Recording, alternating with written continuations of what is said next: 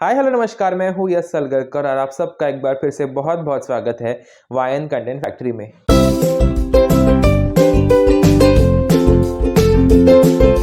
तो गाइज आप सबका एक बार फिर से बहुत बहुत स्वागत है हमारे how to be an actor series और न्यू चैप्टर के इस एपिसोड में। और बेसिकली इस वाले सेक्शन में हम आपसे वो सारी बातें शेयर करेंगे जो अभी तक हमने आप तक नहीं पहुंचाई है। बेसिकली जो भी लोग बिहाइंड दी सीन होते हैं, बिहाइंड दी कैमरा होते हैं, या फिर जो भी टेक्निकलिटीज़ होती है एक्टिंग की जो अभी तक हमने आपसे शेयर नहीं किए, तो वो सारी बातें हम इस वाले सेक्शन में आपके साथ शेयर करेंगे। तो आज के इस एपिसोड में हमारे साथ जो गेस्ट मौजूद है उनको आपने हमारे season 1 how to be an actor season 1 में भी देखा होगा। वो एक NSD एल्यूमिनाई है और उनका खुद का यूट्यूब चैनल भी है। शायद आपने गेस कर लिया होगा वो कौन है। मैं बात कर रहा हूँ सोमनाथ चटर्जी का। तो सोम जी, आपका फिर से एक बार बहुत बहुत स्वागत है हमारे यूट्यूब चैनल पे। तो बेसिकली आज मुझे आपसे जिस टॉपिक पे बात करनी है वो मेनली लास्ट टाइम भी मुझे बात करनी थी, बट हमने एक इंटरव्यू किया था तो भी उस टॉपिक पे हमने कवर नहीं किया था। तो बेसिकली यही पूछना है कि नवरस, जो नाट्यशास्त्र के नवरस होते हैं, आप NSD से आप सीख चुके हैं, तो NSD में बेसिकली कैसे सिखाते हैं, फिर व्हाट इज द बेसिकली नवरस? नवरस ये बेसिकली नाट्यशास्त्र में लिखा गया है। और क्लासिकल इंडियन ड्रामा जब हम पढ़ते हैं तो तब उसमें ये नाट्यशास्त्र के अंदर ये बहुत सारे उसमें 36 चैप्टर्स हैं। और तो नवरस का एक रस और भाव के ऊपर एक चैप्टर है। तो ये अराउंड 500 BC, 200 BC, 500 BC इस टाइम पे लिखा गया था।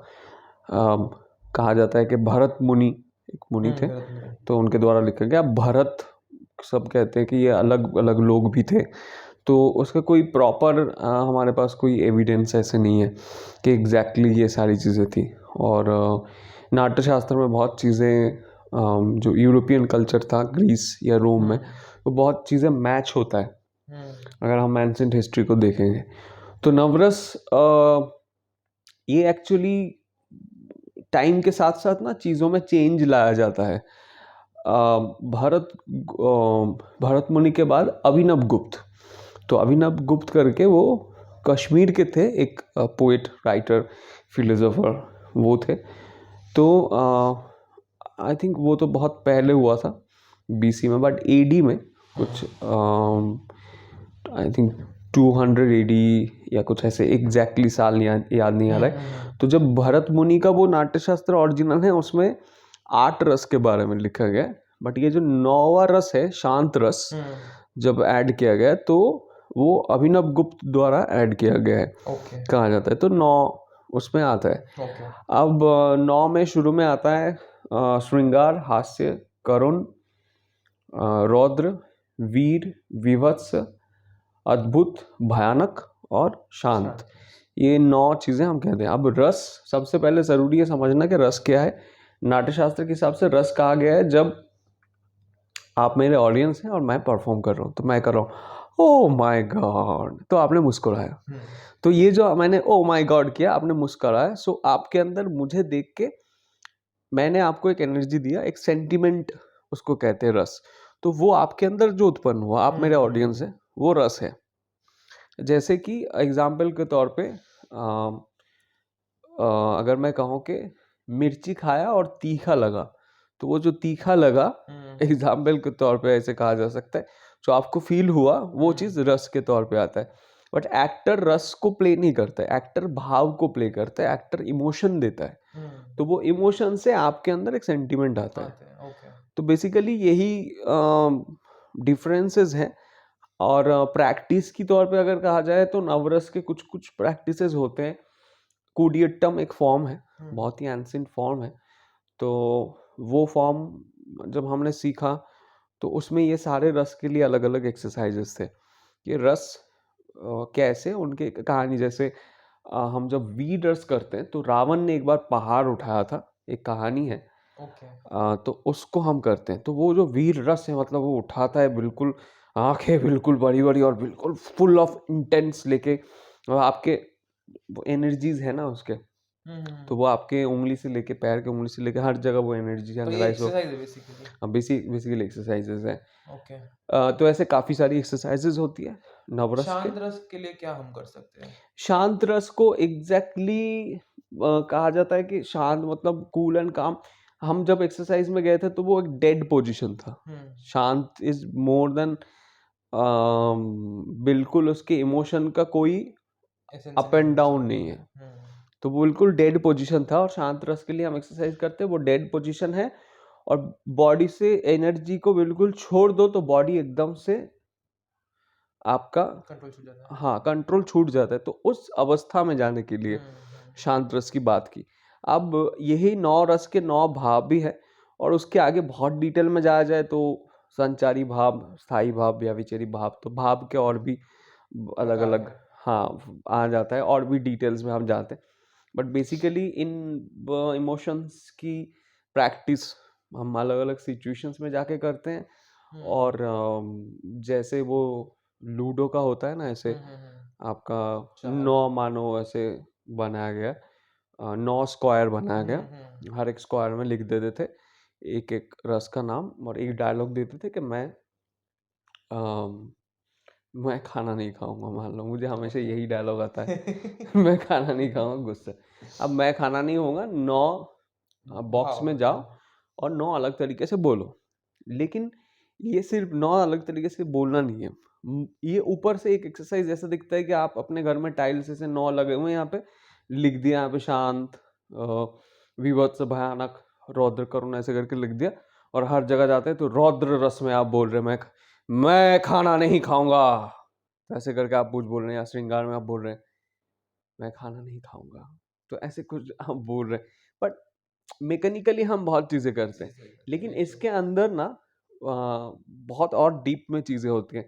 सिर्फ इसको अलग तरीके से बोलना नहीं होता है, क्योंकि वो जो एक स्क्वायर से आप दूसरे स्क्वायर में जा रहे हैं, आप शांत या फिर करुण से आप जा रहे हैं रौद्र में।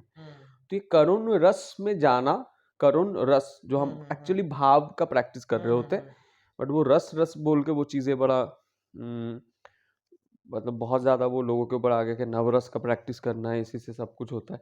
ऐसा नहीं है, वो खुद के अंदर तो वो जो ट्रांजिशंस ऑफ इमोशंस, तो वो बहुत ज़्यादा ज़रूरी है कि आप उस जगह पे जाएँ और कंटिन्यूअसली रिपीटेटिवली उस चीज़ को करें, आपको फ़ील हो। और ये सारी एक्सरसाइज़ेज़ के लिए ये एक्टिंग की एक्सरसाइज़ेज़ ऐसी हैं, आपको कोई ना कोई आपके सामने चाहिए।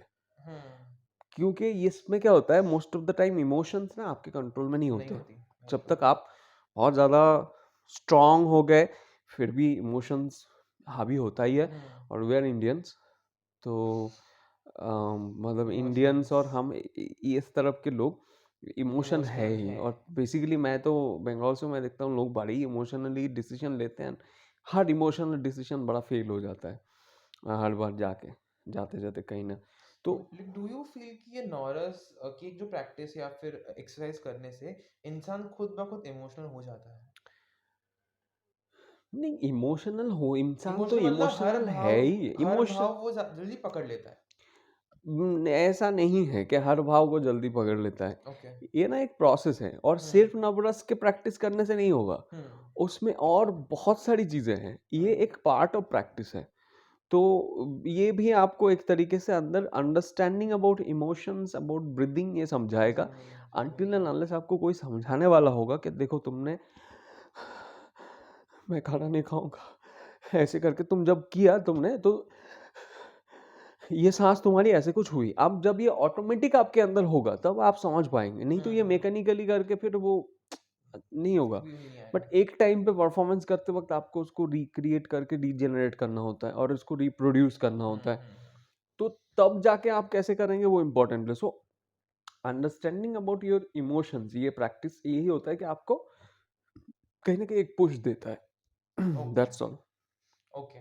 So what do you think कि इन 9 रसों में से सबसे डिफिकल्ट रस कौन-सा है? आपके हिसाब से हर एक के लिए अलग-अलग होगा, आई नो। डिफिकल्ट कौन सा है, ये बताना एक्चुअली में पूरी चीज़ ही कहीं न कहीं डिफ़िकल्ट है। प्रैक्टिस कीजिए किया जाए तो आसान है। But I think human tendency है, तो सबसे ज़्यादा आसान तो होता है जो हम गुस्सा कहते हैं, रौद्र। रौद्र रस। कहीं पे भी गुस्सा कर सकते हैं हम, चिल्ला-विल्ला कुछ कर सकते हैं, वो आसान सा होता है। मोस्ट ऑफ द पीपल फँस जाता है श्रृंगार पे जाके। क्योंकि वो ओके प्यार करने से, जैसे वो श्रृंगार, क्योंकि श्रृंगार एक लड़का लड़की के रिश्ते पे ही किया गया है, आ जाता है हाँ वो फंस जाता है। और हास्य रस भी, हंसना भी बहुत कठिन है, डिफिकल्ट है और रोना भी बहुत डिफिकल्ट है। फिर हर चीज़ ही ना हर डिफिकल्ट चीज़ है, लेकिन डिफिकल्ट अगर है उस पे आप क्राफ्ट में मास्टरी हासिल कर लो चीज़ों को, तो आपके लिए वो आसान होने लगता है एक वक्त। Very but true still continuously करना आपको ज़रूरी है प्रैक्टिस करना पड़ेगा। सो कुछ एक्सरसाइज आप बताएंगे इस रस के लिए रस के लिए एक्सरसाइज, एक्सरसाइज ऐसे बताना मुश्किल है, क्योंकि एक्सरसाइज करने के लिए ना हम यहाँ सिर्फ बैठ के नहीं बोल सकते कि ओके ऐसे आप एक्सरसाइज करो तो होगा। हो जाएगा हाँ मैं अगर बोलूँ कि 9 आप ऐसे स्क्वायर बनाओ और 9 अलग अलग डायलॉग बोलो, नहीं होगा। ये इमोशंस के प्रैक्टिस मैं बोलूँगा वो आप एक एडवांस लेवल का प्रैक्टिस है, और उसमें आपको कोई ना कोई हमेशा चाहिए होता है। But rather than practising this things, मैं ये बोलूँगा कि आप अपने ब्रीदिंग कंट्रोल कैसे करते हैं, ओके उसके प्रैक्टिस में तो आप ब्रीदिंग कंट्रोल से भी रस इज मतलब ये इंटरलिंक्ड बेसिकली डेफिनेटली, क्योंकि आप देखो ना, आप जब तुम जब हंसते हो हम्म हंस रहे हो, तो हंस रहे हो जब, तो तुम्हारी ब्रीदिंग चेंज हो रही है। तुम बहुत देर तक हंसो, देखना पेट में यहाँ पे पेट दर्द उधर होगा। दुखता है हाँ, हाँ तो जैसे दर्द होगा, अब तुम नीचे सीढ़ी से भाग के आओ, देखो तुम थक जाओगे, तुम्हारा हाफने लग जाओगे बीट ज़्यादा फास्ट हो हो जाएगा, जाएगा तुम्हारा हार्ट बीट बढ़ जाएगा, ब्रीदिंग चेंज हो जाएगा। तुम जब बहुत ज़्यादा क्या बोलते हैं वो शब्द को, anxious, I think, nervous anxiety, हाँ ये सारी चीज़ें होती है हाँ जब, तो आप बहुत बार होता है, बहुत लोगों को सांस कम आ रही है, कि हाँ फोबिया टाइप से हो हो गया, जाएगा टेंशन हो गया, स्ट्रेस हो गया, तो वो आती है स्ट्रेस के वजह सांस से देख कुछ नहीं है, स्ट्रेस की वजह से सांस कम आ रही है यार। मुझे बहुत बार फील हुआ ऐसे, जब स्ट्रेस है, वो स्ट्रेस इनर स्ट्रेस है, सांस कम आ रही है, तो सांस की प्रॉब्लम होती है। तो सांस जैसी आपकी चेंज होती है, आपके इमोशंस के ऊपर वो डिपेंड होता है, आपके हार्मोनेटिक बैलेंस चेंज होता डिपेंड है। होता है इसलिए आपको कहा जाता है कि कूल डाउन, सांस लो, हाँ, लो, आराम से सांस लो। तो इसलिए सांस का तो सबसे बड़ा इम्पैक्ट है, क्योंकि सांस नहीं है तो आस नहीं है, और कुछ नहीं है। तो बिना सांस के कुछ नहीं हो। सांस को, ब्रीदिंग को कंट्रोल करें। मैं ये कहूँगा कि आप बाहर कुछ काम कर रहे हैं तो ब्रीदिंग कंट्रोल के प्रैक्टिसेस करें। तो इसके लिए कोई आप किताबें वगैरह सजेस्ट करेंगी नवरस के लिए नहीं, मैं कुछ किताबें सजेस्ट नहीं करूँगा, क्योंकि किताब पढ़ के ये समझा नहीं जा सकता हम्म जितना मैंने समझाया है। हाँ, उसके बारे में डिटेल में जानना है तो नाट्यशास्त्र पढ़ना पड़ेगा, लेकिन नाट्यशास्त्र में जिस तरीके से लिखा है वो उम, पढ़ना बड़ा मुश्किल है। बेस्ट है ऐसा नहीं कि मैंने पूरा नाट्यशास्त्र पढ़ लिया है। हमें जितना जितना चीज़ों को पता होना चाहिए, बताएं जितना हाँ मेरे लिए ज़रूरी है, उतना मैं पढ़ रहा हूँ, आगे भी पढ़ूँगा। अब इतना पढ़ सकते हैं कोई भी एक्टिंग की किताब, बट उसके अलावा कुछ और चीज़ें पढ़ो, जिसमें से आप लोगों के इमोशन को समझ पाते हैं। जैसे गुनाहों के देवता, धर्मवीर भारती की किताब है, तो गुनाहों के देवता, उसमें अगर वो चंद्र और सुधा की लव स्टोरी है, तो उनके जो पर्सपेक्टिव अबाउट लव है, किस तरीके से वो इंसान अम, अपने प्यार को समझ नहीं पाता, या उसमें विनती करके एक, अगर किसी ने पढ़ा होगा, पढ़ना ज़रूरी है, तुम लोग भी पढ़ सकते हो। विनती करके कैरेक्टर है, ओके सुधा की बहन। तो सबके अलग अलग पर्सपेक्टिव, प्यार ज़िंदगी में कितना इम्पोर्टेंट है, सब अपने कुछ चीज़ें ढूँढ रहे हैं। कोई अकेला हो जा रहा है, कोई समझ नहीं पा रहा है, कोई समझना नहीं चाहता है। तो ये जो रिलेशनशिप्स के ऊपर ही तो बहुत सब कुछ डिपेंड होता है। डिपेंडेंट है वेरी ट्रू तो ये रिलेशनशिप्स, अंडरस्टैंडिंग अबाउट रिलेशनशिप्स बहुत ज़रूरी है, जरूरी है और एक सर्टेन लेवल के बाद ही आता है। तो एकदम से जब कम उम्र वाले लोग हैं, 18 से 24 तक, उनकी संख्या बहुत ज़्यादा है, तो उनको पहले एक्सटर्नली प्रैक्टिस करनी चाहिए, फिर इंटरनली बाद में जाएगा। क्योंकि वो नसीर साहब को भी शायद एक वक्त मैंने एक बात करते हुए सुना था कि एक्टर को 30 तक लग जाता है आते हैं, तो ये बात मैं 10 साल पहले से सुनता आ रहा था। तो जब तक वो 30 के पास जाके पहुंचा, तब समझ आ रहा है अच्छा क्या होता है। आपके कॉलेज लाइफ खत्म होता है ना, तब आपके ऊपर बहुत सारी चीज़ें प्रेशर आती है, वो फिर नौकरी करना, काम करना, पैसा कमाना, तो सब वो कुछ है अगले 6-7 साल में चीज़ें बहुत समझ आने लगती हैं, कौन लोग कैसा है क्या है। तो वो understanding about life I think बहुत ज़्यादा ज़रूरी है पहले। वेरी ट्रू ओके सो काफ़ी डीप में चले गए हम नॉरस पर आई गेस नॉरस ये टॉपिक ही ऐसा है जिसमें हम कितना भी बात करें वो कम ही है ऐसा सब कुछ ही ऐसा है हाँ एक्टिंग ही ऐसा है, एक्टिंग सी जिंदगी के बारे में हमेशा बात करना बड़ा मज़ेदार है। ज़िंदगी में और बहुत सारी आप खुद चीज़ें भी हैं। क्लासेस लेते हैं, राइट? मैं क्लासेस लेता हूँ, अभी क्लासेस चल रहा है आरामनगर पे। ओके, सो अगर मतलब किसी को समझो अब तक जुड़ना हो तो मतलब how can they contact you? 9718287498। आपको जवाब मिल गया है। तो आपको भी किसी को अगर डाउट्स होंगे या फिर ये खुद एक्टिंग सिखाते हैं, तो अगर आपको कुछ भी जानना होगा तो आप इन्हें कॉन्टैक्ट कर सकते हैं। नंबर डिस्क्रिप्शन में भी दे देंगे और अभी तो इन्होंने बता दिया है ही। तो जाते-जाते हमारे पास आपके लिए एक गिफ्ट है जो हमारे ओके। गिफ्टिंग पार्टनर ने आपके लिए भेजा है, जो ज्योत्सना वाह! सहस्त्रबुद्धे जी है। इन्होंने आपके लिए ये एक बेसिकली गिफ्ट हैम्पर भेजा है। इसमें कुमकुमादि तैलम है, जो आप अगर ओके, चेहरे पे लगाएँगे तो बेसिकली मेकअप से हमारी चेहरा बहुत खराब हो जाता है। तो दाग पड़ जाता है, धब्बे पड़ जाते हैं, डार्क सर्कल्स आ जाते हैं, उससे बेसिकली केसर का तेल है ये। इस पे फेस मास्क है, हेयर मास्क है, बहुत सारी चीज़ें हैं, आयुर्वेदिक है। बहुत तो नाइस। आप देखिए, यूज़ कीजिए, अगर अच्छा लगे तो इन्हें फ़ोन भी कीजिए। इनका नंबर यहाँ पे लिखा है और आप भी ये मँगा सकते हैं। ये लीजिए। Thank you skin solutions. Thank you. तो यही था हमारा आज का वीडियो, और अगर आपको ये आज का वीडियो अच्छा लगा हो तो प्लीज़ वीडियो को लाइक कीजिए, शेयर कीजिए और हमारे चैनल वाई कंटेंट फैक्ट्री को सब्सक्राइब कीजिए। हम आपसे मिलेंगे अगले इंटरव्यू में, तब तक के लिए stay happy, be connected, stay positive. Thank you so much. Bye bye.